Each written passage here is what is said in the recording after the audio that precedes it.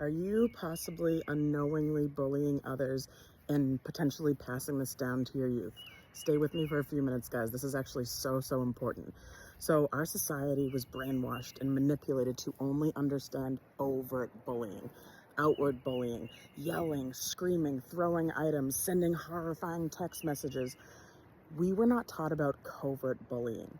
And so if you have ever found yourself, let's understand that every one of us will find narcissistic traits within ourselves if we are in willingness to find them. And this protects us. This protects our loved ones and protects ourselves from being in confusion about why our relationships are falling apart. So if you have ever had a friend, a coworker, a romantic partner, a family member, maybe even just speaking curiously around you, philosophical ideas, or they're calling you out into integrity and telling you that you're doing a behavior that they feel is harmful to them, and you notice yourself lean back. I call it the coward's curl. So let's notice when we're doing it and looking at them as if they are forcing something on you, making you uncomfortable, they're being weird or creepy. This is bullying. If you do this to people, that is you going into a defensive delusion.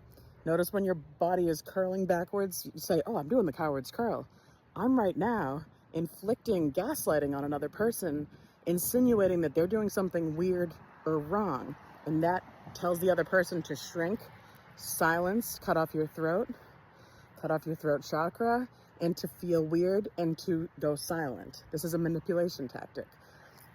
But it's not something that leaves bruises.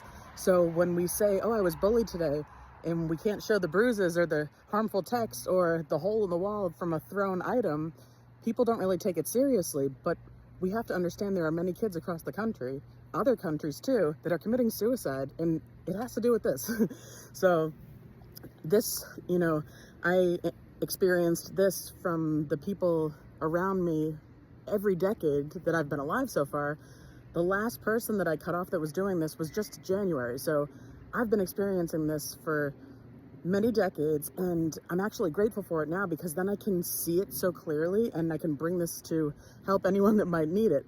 And it's so amazing when we come into willingness just to acknowledge it, then we are helping our families become very healthy, and we're passing down integrity and accountability for generations instead of illusion and unwillingness. Remember, unwillingness, reality, I call it orange. And so if we are able to notice and even put a leg into reality, I call this green, a little bit of willingness. When we notice ourselves doing the coward's curl back, we can at least say, oh, I notice some things are coming up for me. I notice I'm getting really triggered by this. We can set a boundary, have integrity to say, I guess I don't really want to talk about this. Or if we step a full body into willingness, deep blue willingness, then we'll hear ourselves say, oh, I'm noticing some contraction. I'm noticing that I'm getting a little defensive, but continues. I'm open. And then this is when we make a mental note. Oh, I'm going to check in with this later because it's a treasure map. Our triggers are the guides. So when we're triggered, we know, oh, I'm going to learn about myself. This is amazing. So if you've ever noticed yourself insinuating that another person is weird, strange, harmful, and they're just standing there left in reality, we've totally ditched them to go into defensive delusion.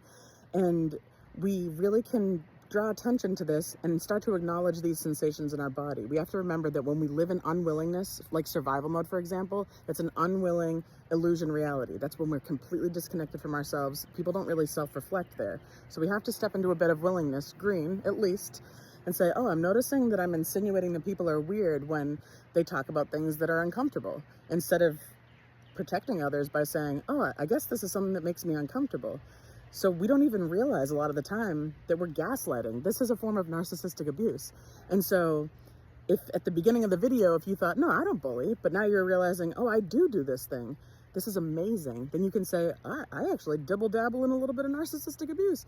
And that will allow you to stop doing it. Or if you're watching this, like, I'm actually going to fully lean into this kind of manipulation, throw it on my resume. I want to be a part of the corrupt government. Hey, that's your thing. But I think that we're clear here that I'm trying to get us more into reality. And when we are able to teach children to notice when they are doing it, they can stop bullying other children, and to be able to identify when it's happening to them, they can actually say to another child, oh, I noticed that you're getting defensive, and that's okay, but I just don't allow bullying. So if you want to talk about whatever is triggering you and coming up for you, I'm open to it, but until then, I'm just going to have to walk away. This is self-protection, self-respect, and see how they're not shaming the person. Because a lot of times when we get rejected in that way, we attack. So it's just unbelievably amazing for us to have awareness of this act of, I'm insinuating you're weird. That's bullying. But when we're doing it, it's just an act of self-protection. But we went into delusion dungeon just to self-protect ourselves, and we have no idea that we are inflicting harm on another. So when we see kids doing this to other kids, that child goes home thinking that they're bad. They stop sharing their humor, their quirks, their interests, their ideas, because they think that they're someone that should be ashamed of themselves. This is so important that we are talking about this. What's fascinating is that when parents do this, or aunts, uncles, grandparents, their kids adopt this behavior. I've watched it actually go through generations. I love observing, you guys know me. And so I've seen kids pick up on this and actually use this. So for me, my boundary is if adults continuously do this, you're cut. I can't have you in my life because you're abusive. But we don't abandon kids. So if I have kids in my life, friends, kids, that do this, then it's just something to be aware of. It's just saying the grass is green, the sky is blue. It's just what is. And then we can use that to show them how to do things differently. I have even mentioned it to one parent because I saw their kid doing it, and they said, I'll just let them figure it out for themselves. So I used to go home and cry when things like this would happen because I was thinking that everybody was looking through blue willingness. And if they were doing that, then that would be them saying, I don't really care about how much my son or my daughter struggles in relationships the way I have. This is just too uncomfortable for me. Don't care. But they're not. I'm learning more and more, and thank God for the help of my elders who are living in unwillingness illusion, that there's an innocence to it. They aren't wanting to harm their kids, but a lot of people run into the delusion dungeon just for self-protection, and we can encourage people even just by embodying it ourselves. Some people are not going to be willing to teach their kids this because then they'd have to hold themselves accountable, and a lot of people are not willing to do that. So I just think it's amazing to know that the kids in your life, what they're aware of, and then you could teach them verbally, but also embodiment, right?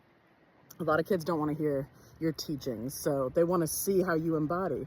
And so you can even in real time, if you find yourself doing the coward's curl, I imagine going on YouTube and seeing someone one day like, all right, we're going to do a deep coward's curl. But anyways, if they see you doing it, you can talk about it in real time. Like, wow, I just noticed myself getting a little defensive. I just was about to insinuate that person was weird or forcing something on me. No, this is a trigger. This is amazing. Now I get to dive in and see, was it shame, guilt, or fear? This is a treasure map. X marks the spot. Praise God. So when we at least step a foot into green willingness, the willingness to at least acknowledge something, that is huge. We are choosing healthy, and it's just incredible. It's the most loving thing we could do for any person that comes in contact with us. Or we can get into blue over time and really say, no, I want to be open, but I'm acknowledging I'm a little bit triggered in this conversation, but continue, I'm open, right? So just notice when you're doing the defensive curl back, the coward's curl, and talk about it. If you're with safe people, it's okay to talk about that. But when we just continue to insinuate that someone's bad, we're gaslighting them. We're altering reality, and that's harmful. We've got this. Let's work together, talk about it, journal it, and if you'd like some assistance with this, I've got your back. Please DM me. I love you guys.